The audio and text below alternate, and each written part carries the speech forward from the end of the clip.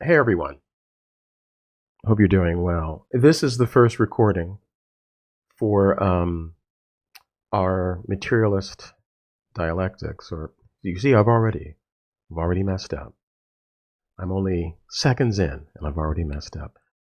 Dialectical materialism study group, and we are studying, as you know, a book. And let me get the actual title.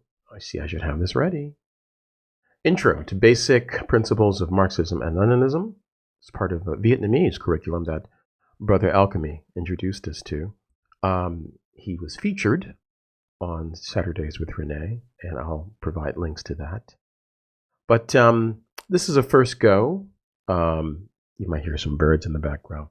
This is a first go. I'm going to read for about, I'd say, 10 minutes or so.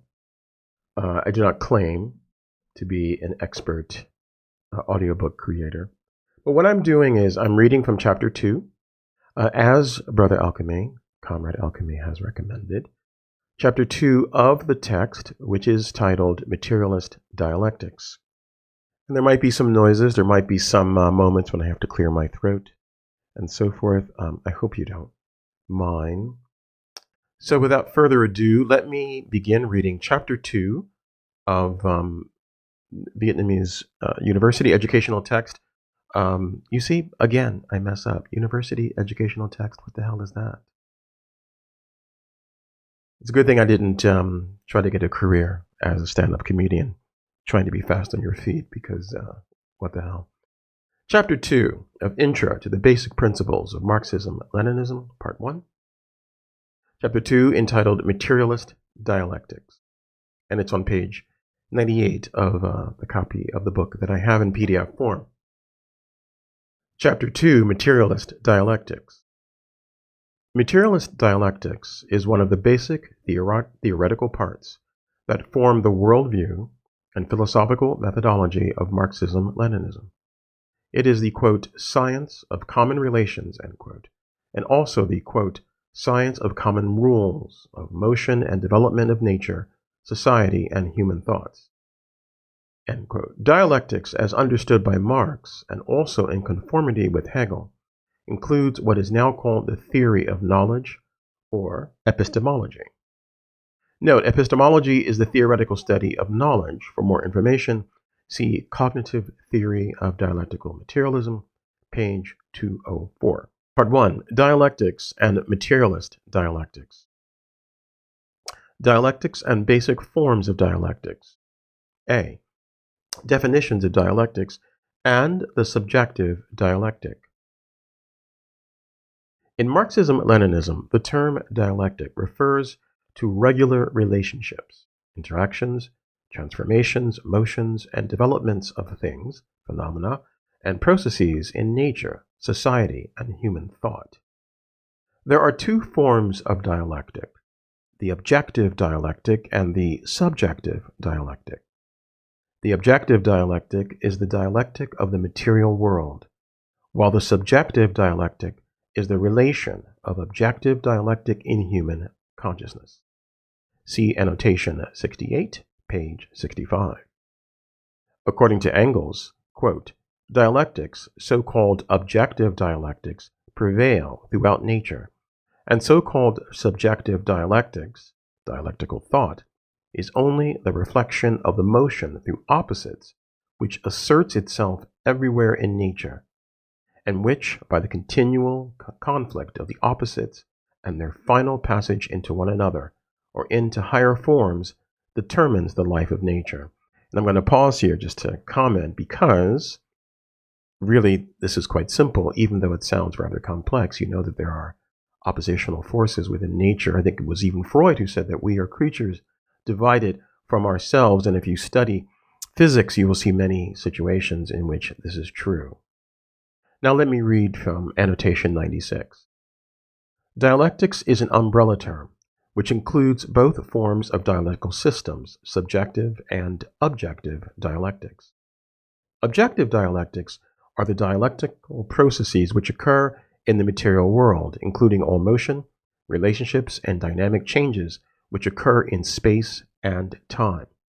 Subjective dialectics, or dialectical thought, is a system of analysis and organized thinking which aims to reflect the objective dialectics of the material world within human consciousness.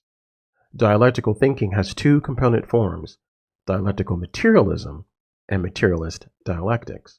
See annotation 49, page 45. So, again, another comment from me. Dialectics is a part of nature, and it manifests itself somewhat differently within our minds as opposed to within the broader natural world. Subjective dialectics is the theory that studies and summarizes the objective dialectic of nature into a system with scientific principles and rules in order to build a system of methodological principles of perception and practice. Dialectics is opposed to metaphysics, a system of thought which conceives of things and phenomena in the world in an isolated and unchanging state. See annotation 8, page 8. B. Basic forms of dialectics. Dialectics has developed into three basic forms and levels: ancient primitive dialectics, German idealist dialectics, and the materialist dialectics of Marxism-Leninism. Ancient primitive dialectics is the earliest form of dialectics. It has developed independently in many philosophical systems in ancient China, India, and Greece, to which I will add Africa, which of course is not mentioned. I shouldn't say of course, because there is mention of African thought elsewhere in the text. Being a little, I don't know, petty, perhaps? To continue, Chinese philosophy has two major forms of ancient primitive dialectics. Changing theory, a theory of common principles and rules pertaining to the changes in the universe. The five elements theory, a theory of the principle of mutual impact and transformation of the five elements of the universe, of the school of yin-yang, see Primitive Materialism, page 52.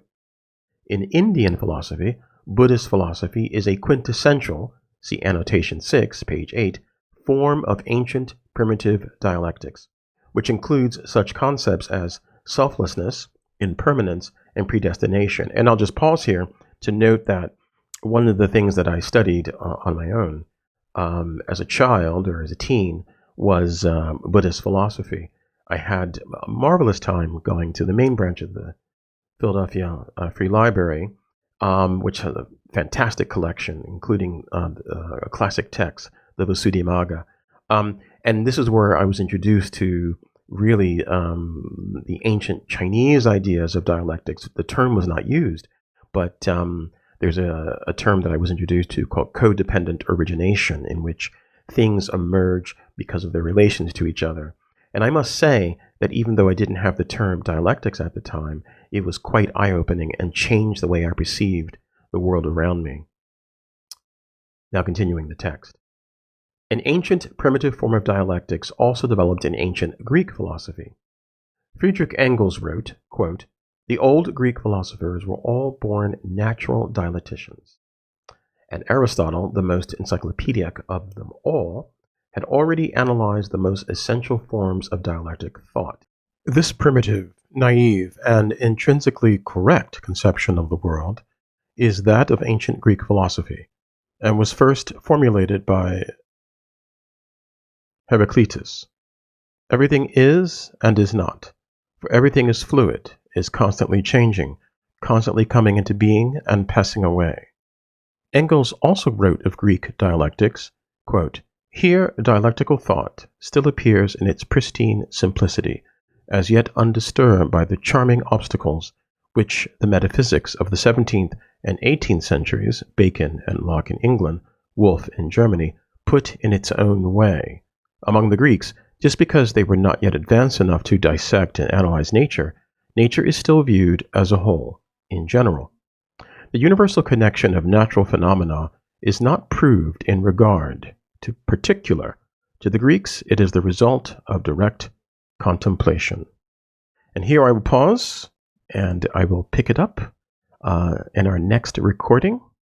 I hope you enjoyed this, and I will talk to you soon.